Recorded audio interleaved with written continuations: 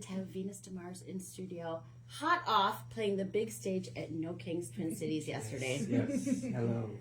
Yeah. Just tell us how. I mean, we are saying 200,000 people were there. Yeah, it looks. Well, the way they had the stage set up, I was looking at mostly cameras. Yes. Which were in front, but when I looked off to the side, I could see that there were quite a few people. So yes, it was pretty amazing. It was amazing to see you up there. Yes, you know that I always am so happy when you're there.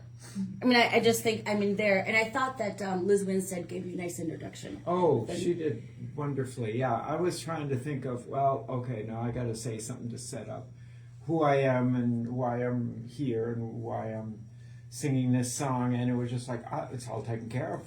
I can just jump right into the song.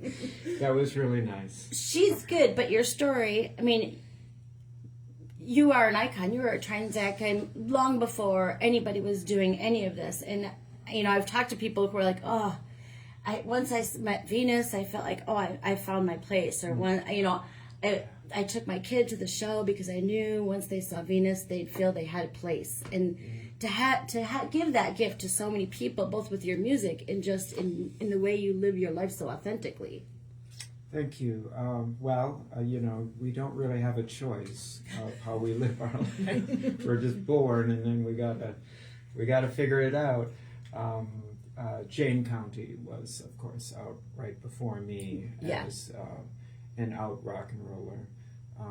Her trajectory was a little different than mine, but I did get a chance to meet her out in New York when we were touring out there. Went to some of her DJ nights and we talked. And yes, she was an incredible person. But yeah, the early days, it was really unpredictable. No guideposts, no community. People didn't really know what to do with trans people at all.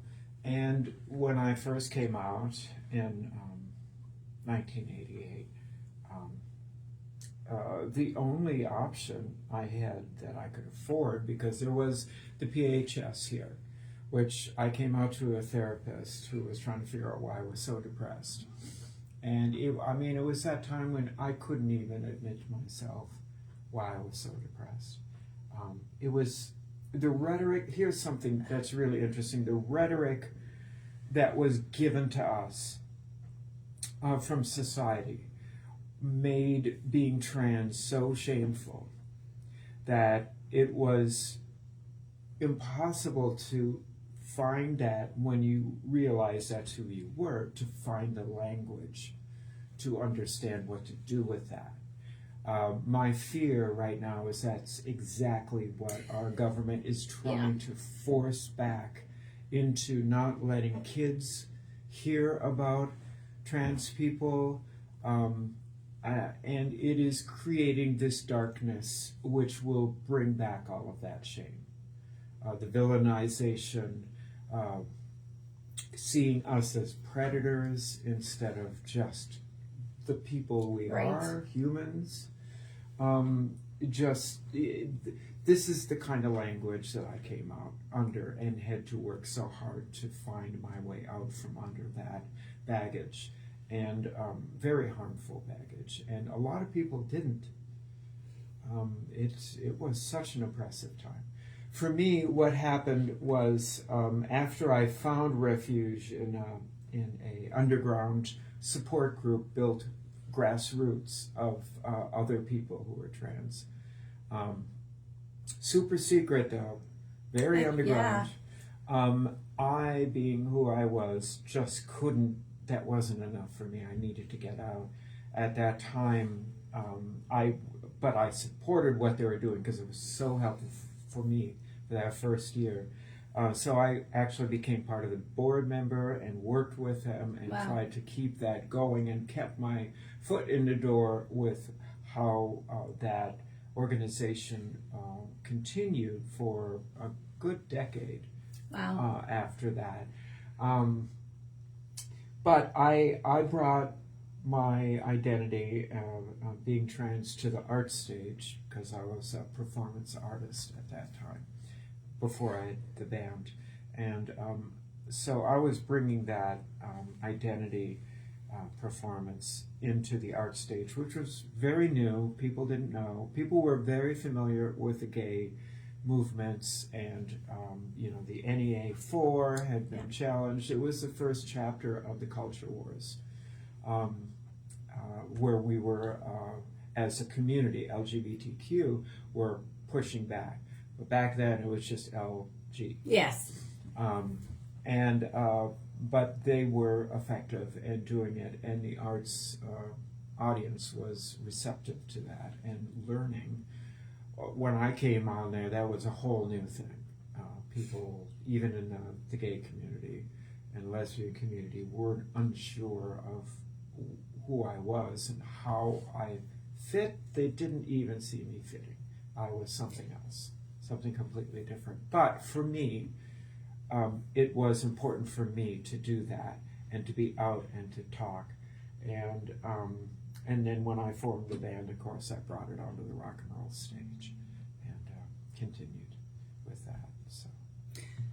Well, and we're thankful for that. I was at the Capitol on, I think it was Friday, for Trans Day of Visibility. And yes. Lee Finke was talking about, Representative Lee Finke was talking about the importance of visibility and spoke eloquently about sometimes being visible to yourself. Yeah. Is absolutely. Is the hardest, the first and the hardest step. I think that's so important.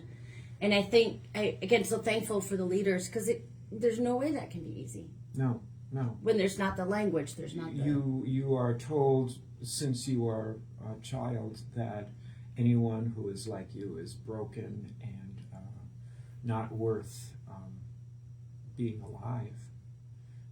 You have to somehow find the disconnect in yourself and find your way out from that darkness.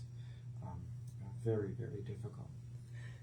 Well, and now I see, as I said already, I've talked to so many people who are like, are trans or their kids or something, Yeah. But I think also the importance is for you to be there to give supporters and allies the language that we can use to continue to support. Because that's kind of the difference from the 1980s. Yes. Is that there is it's not underground, they're trying to push us, but...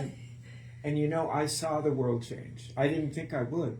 I didn't think I would. It would in the 90s, we were out there touring, even the early 2000s. I just thought, well, I'm in this for the rest of my life, and this is the fight, and this is what we're doing. And I did not expect how it finally took hold, and the nation saw us, and everything changed. So I saw the world change. And so I know it can change again. We can tackle this. We can do it, but it may get very difficult before we're able to get there. That was very much the message on the Capitol, but it's important, and we we had to hold to. Now I'm going to get off so we have to hold to for the vote for the midterm election, because that will make a huge difference. I mean that to speak to people to say your vote matters, and and then hopefully kind of start making some decisions, because 2 years ago we were in a much better place. Yeah. And so maybe 2 years from now we can again be in a much better place. The roadblocks that they are trying to scramble to put up right now are very disturbing, and they may be successful. I don't know, but if they do get put in place, that just means even more we have to, all of us, get there. Yeah. Well, when you give rights to some, you give rights to everyone. Yeah. I mean, the equality, and so absolutely. The equal means equal. Yeah. I don't know why we need to determine who's unequal. It's the language. It's the language of retaining power. Yes. You need to divide people in order to rally people who want to feel incensed and righteous, and therefore they will prop up something which is harmful to them, but they feel somehow that power is part of their stance. That's what rhetoric does. That's what fascism does. And that's what we're dealing with. Yeah. And get people fighting for scraps. Yeah. which is we're fighting for scraps and we're forgetting that we're all fighting over the heel of the bread. Well, somebody has taken the rest of the loaf. We don't remember our history. No. And that is the key to maintaining, keeping the whole loaf instead of just the scraps of bread. If you remember what we did and what we achieved and how we got there, that gives you the foundation to move forward and to see past the rhetoric that's happening. But if you don't know that, the rhetoric is effective. And so many people are not paying attention, and there is an active effort to remove that history Yes. from schools, from our education, from even the media. And that's purposeful, that's intentional, to keep us innocent and dumb. And the people pushing on that are, as you said, they're the ones who don't want to give up the power. Where there are plenty of us who have a little more institutional knowledge. Yeah. And we have to be telling the stories of even ourselves and the other people. And that's where being visible means Absolutely. everything. We saw that in Stonewall with the gay movement, Yep. gay Marsh lesbian Beat, movement, yep. Harvey Milk, Yeah. being very prominent in making that message heard. Visibility is everything, and that is where we need to be now as well for the trans community.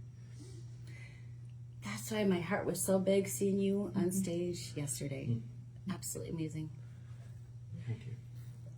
You are holding a guitar. Could we prevail upon you to play me some? I can listen to you play all day, talk all day, everything all day. Well, when we were trying to figure out what to do, I had the option of doing one song, and I couldn't decide. But I had two songs that I have, which are more specific to what we're dealing with in two different ways. And I was trying to struggle between the two of them, and I did settle on Take My Shoulder. But I can play the other one here, Yes. called Even With Scars. Oh. And let me just click me. Make sure I got the right chords.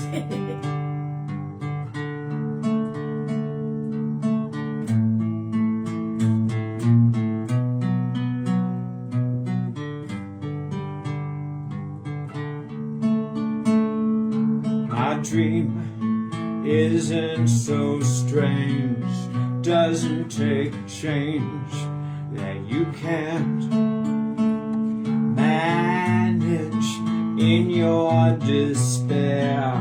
Even right there, you're damaged. We are here, every last one, never will run. Even so, we know fear, taken in pain, but never in vain. We are free, free as the sky, never so high.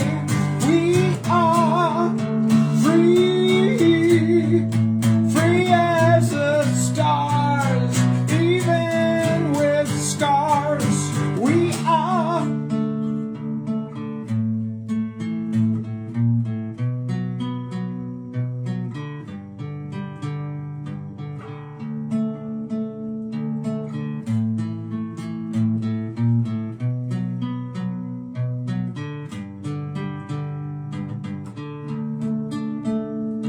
My dream isn't so hard. Let down your guard. Look around. My dream could be sublime. Let's all be kind. My dream isn't so strange. Doesn't take change that you can't manage in your despair. Even right there, you're damaged.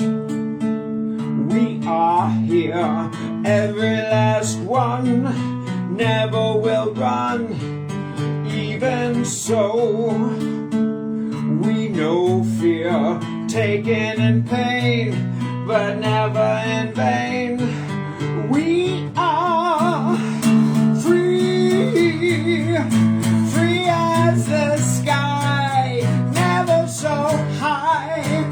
We are free, free as the stars, even with scars. We are free, free as the sky, never so high. We are free, free as the stars, even with scars. We are.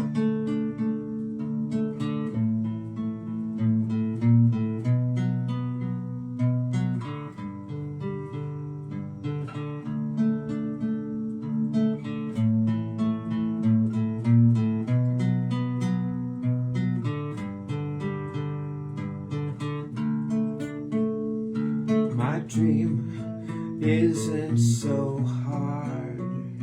Let down your guard. Be a friend.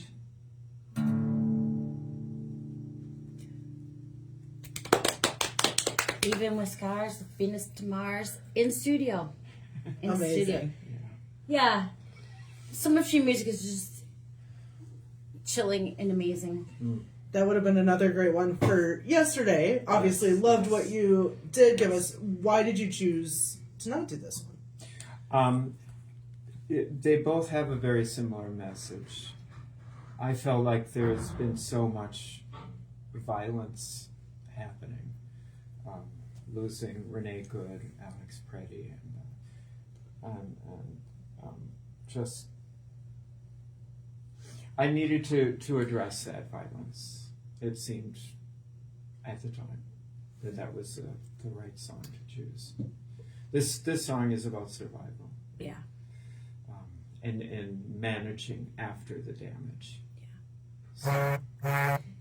We can go down this lane or not, but you were very close to Yes. some of the happenings Yes. and some of the violence yes. and some of the Renee, destruction. Renee was murdered just across the intersection from where we live. And my spouse was right there when the shooting happened and was taking video and got blocked from helping with the other neighbors that happened to be out there trying to figure out why there were so many ICE vehicles around. You know, we didn't know why, and it was just calling alert that there were so many ICE vehicles. It was just those of us in the neighborhood that happened to be out. I was having coffee in our living room when Lynette texted me saying they had shot someone.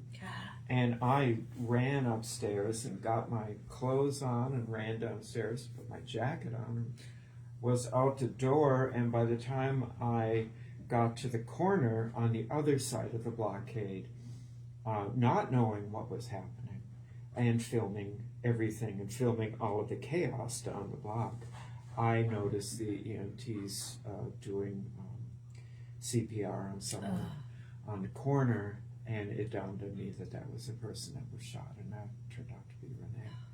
And they had to physically carry her from the car to the corner in order to perform CPR because of the blockade and because of ICE not wanting anybody to help. It was disturbing and startling and horrific. And the crowd grew. After that. Yes. And then it became a protest. Yeah. And an outrage. Yeah. Before that, it was just neighbors trying to alert neighbors to let them know that there was danger. I can't even imagine that because we all go to different protests and things like that, but it's not happening in front of my street. I'm in St. Paul. It's a whole different. So we live in that life sounds. We didn't expect, of course, obviously. Yeah. I was sure it would have to be the turning point. of everything. Yes. It was disturbing to me that it didn't, and it was disturbing to me still that it's taken another person's death, Alex. Ready, in such a horrific way, in such a brutal, obvious execution style. Yes. You know, at the time when Renee was murdered, people were afraid still to say anything. And I and Lynette, we both felt privileged to not be people of color and to be able to be willing to take that risk. Yeah. Me being a public figure, Right. I knew that if they knew anything, they'd know me already with all of the activism I've done. So what do I got to lose? Right, exactly. And so we made ourselves available to try to share our story as much as possible as the world was trying to understand what had happened. And the rhetoric which came out to try to diminish and spin what happened came out almost immediately. And we had to counter that and to show that that was incorrect and our government was lying to us intentionally. Yeah. And we lost our fear, and we made ourselves available, and it was a good week of daily, multiple interviews of people internationally that we did, and nationally, to try to share our story. And finally, the world began to understand what had happened, because more footage came out. The shooter's footage came out. Right. All of this stuff, all the people became emboldened, and they shared what they had, and it became so obvious that the government had to back down. Yeah, absolutely. I smile when you say international, because one of my daughters lives in Galway, and I immediately got the message. Venus and Lynette are on the radio. And I think that was not because of you, but I think they had a call in that was a crazy unhinged person who was on it. But Kate was so excited. Our people are here. People are here. But that was a very interesting phone conversation calling thing. The host was very good about navigating that, but they must know that, they were going to get crazy people. Yes, because it's Call-In Irish radio. It doesn't matter. You'd be talking about Kerrygold butter. You'd have people calling it with some crazy ideas. What was it? Womansplaining. That's right. Women's You could just tell that he was waiting to use that phrase, and even though he used it in the completely wrong way, he was just so excited about using it against Lynette. It was just ridiculous. And we're always glad for those moments of humor or joy in the middle of, But what's interesting to hear you say is that you got over the fear. It's so funny because you seem like, you are such a brave person. And it's a reminder to all of us, we have to get over the fear. Yeah, and that doesn't mean I don't have it. Well, and that's what I'm saying. Yeah, you do have fear, and you get over, which I think is tremendous. I think it's a tremendous side of humanity, and it's an extreme bravery to do that. I have nightmares every night. I don't sleep that well. I do feel very anxious, and that affects things. But you need to see past. You need to see the greater good. You need to see the future and the possibility. And sometimes you just have to bolt and do what feels right without thinking about it first. Once you think about it, sometimes that fear can take over, and to move forward. The woman who started Haven Watch. Yes, describing how her son did that and just did not even pay attention to any stoppage. Just there, this person needs help. We have to do this, and that is what we need to do. And for folks who don't know Haven Watch, he always mix up the name. that is the group that stands outside the Whipple with jackets and phones and things for when detainees are released, and they take care of them in whatever way they can. But it started with a woman who I think she brought out was like a 21-year-old and a 15-year-old or something about that age, and they were just gonna protest. And the older son ran into two women who had just been released, and we remember it was cold. Oh, it was so cold. How could they even imagine doing that? So and we have seen now nationally people who have died because of it. Yes, absolutely. Yeah. And even I'm sure people who were sent someplace from here, but it was the cold that here that hindered them. Yeah, it just the bravery of that. And one of the others, and is it Natalie Errett? And then Nick Benson is another one who spoke. Yeah. He's the one who watches all the planes, who I think is. Yes, but his story was so funny. He's like, I had a friend who did it, and I said, "Oh, that'd be interesting." He said, "It's easy. All you got to do is do it." Yeah. Yeah. I thought it's easy. Yeah. You know, it's that kind of thing which will see us through this. That individual. But thank God we have phones that take videos now. Absolutely. Ugh. I mean, that's the lesson we learned during George Floyd times too. Yes, that would have never, Yes, that was a huge, horrific event, and we again were at the center of it, and we learned a lot of hard lessons. And that made us so prepared to handle, because I think if things had gone differently in Minneapolis, we'd be in a much tougher space than we are nationally and internationally than we are. I mean, which is a little sad to say, but it's. And then I think of all of the training, the legal observer training or the bystander training that people have done. And didn't they say something like, was it 30,000 people? They said the number, and I couldn't believe. I mean, it was amazing to hear that number out loud. Well, it was. I know I probably did it last October, and they'd done 10,000 people. So I'm sure it was 30,000 people. People who've gone in for, it's 2-hour training of what to do. Yeah. That's powerful. Yeah, it is. It's the grassroots. It's the grassroots that can get things done underneath the oppression that is trying to be laid across all of us. That's what happened with the trans community. It was the grassroots people that saw that there was no way to find support through a system which was needing money that was not available because healthcare would not provide any money for that kind of support. It was good that they had it, but it was unaffordable and impossible to get. And it was grassroots people that realized that. And those who had come out from under the darkness realized they needed to create something that was affordable, and they did. Which is amazing. Would you like to play another song? Oh boy! And you had a big day yesterday, so it's dealer's choice. Well, let's see.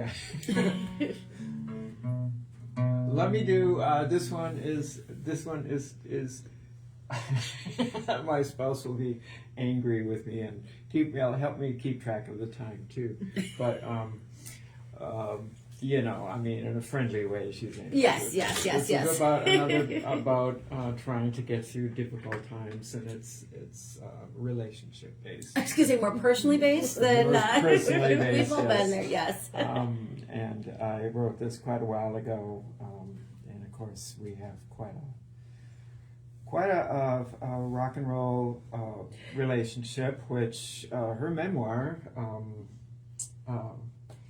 which is Wild Things, a transgender or trans glam love story. I think the subtitle is even longer than that. But you can find it just about anywhere. It's published through the Hennepin, oh boy, I'm missing everything. Historical? Is it Historical Society Press, yes.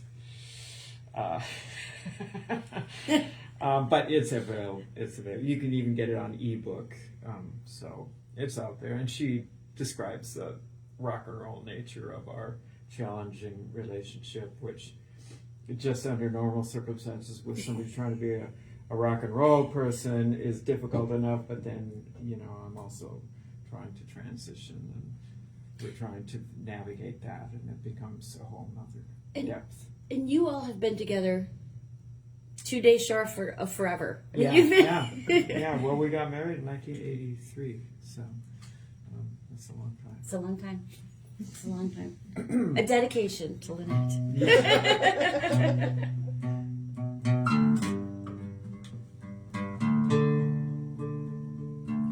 Can you bleep out a word, or do I have to Just slur it. slur it out? Okay, I can figure it out. Don't muck it up. How's that?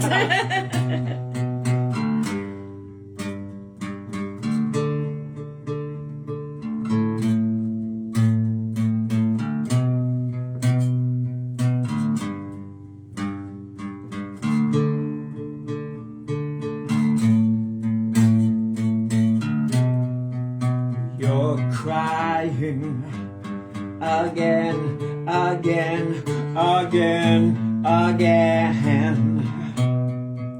Still trying.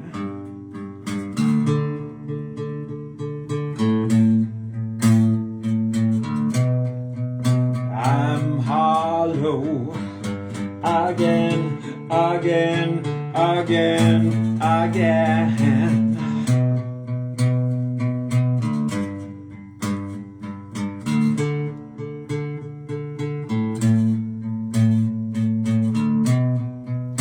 I'm watching, the stars are in the blue horizon and falling.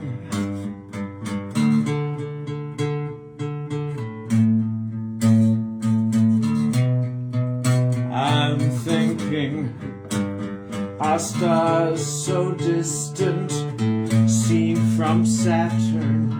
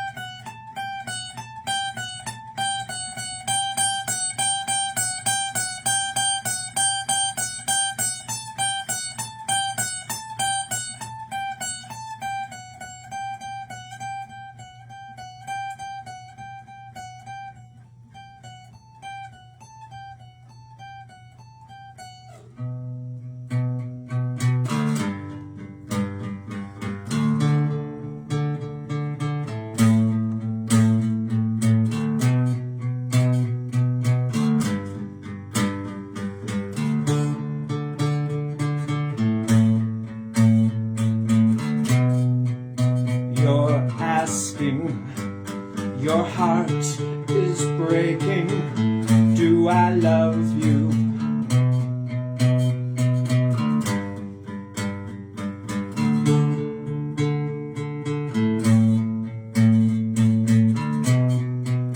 You're screaming, it's 4 a.m., we're drunk and stupid.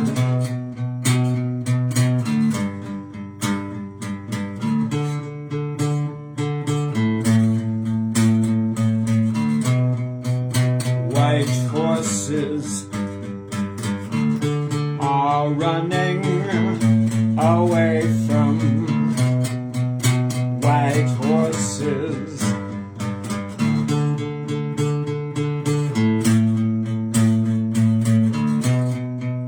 White horses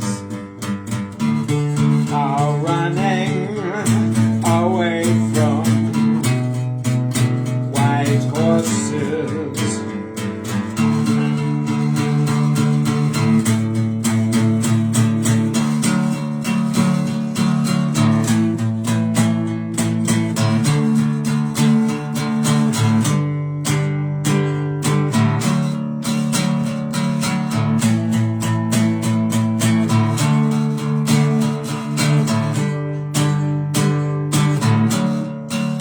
White horses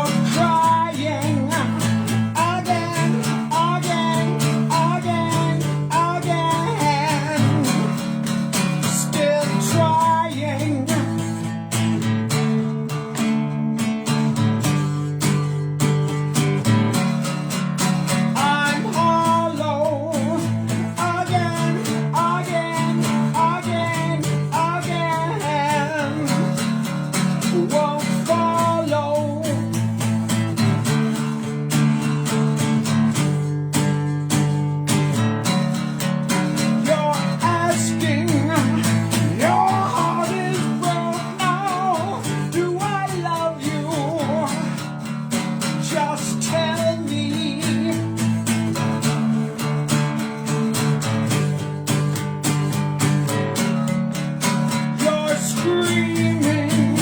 You think they're contact. Oh, I'm leaving.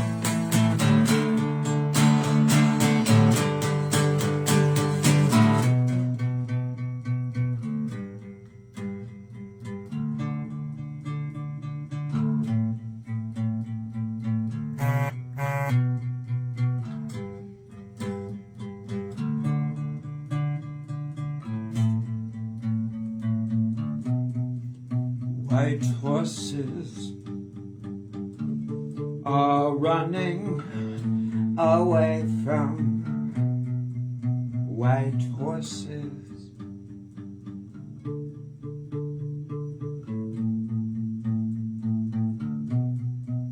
White horses are running away from white horses.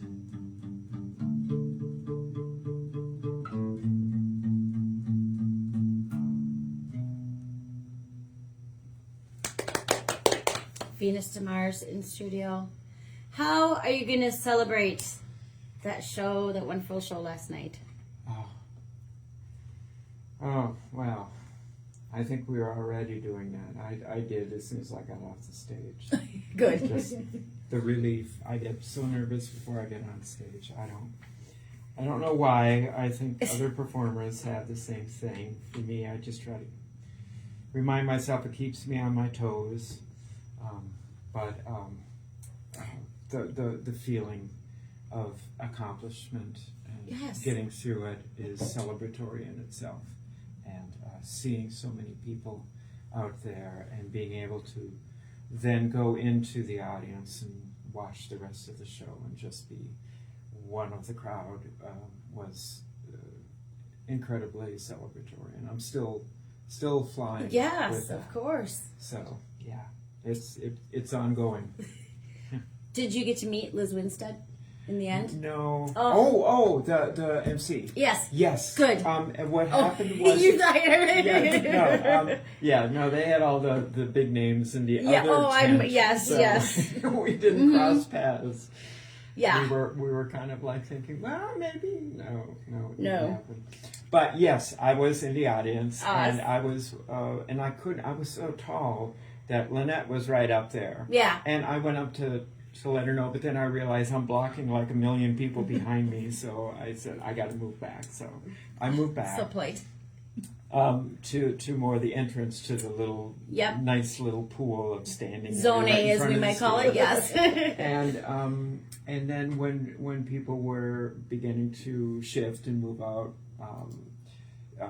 they came by and saw me and talked to me. I'm so glad. Yes. And we had a good hug and yeah, it was very meaningful and wonderful, and I was so glad to accidentally, but happenstance, the way things are supposed to happen, have it unfold that way. So, Nice. yeah. Nice. I'm looking at the time, and I know we like to save some time for DJ, and you've got stuff to do this afternoon. Thank you for being here this morning. Thank you for just such an amazing performance last night and today. I mean, it's just as big spaces, little spaces. It's always awesome. Thank you, and like I said on stage, be strong, be brave, and we will get through this.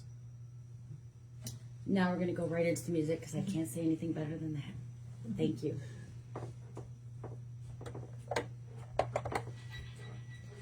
Thank you. Yes, thank you. Thank you.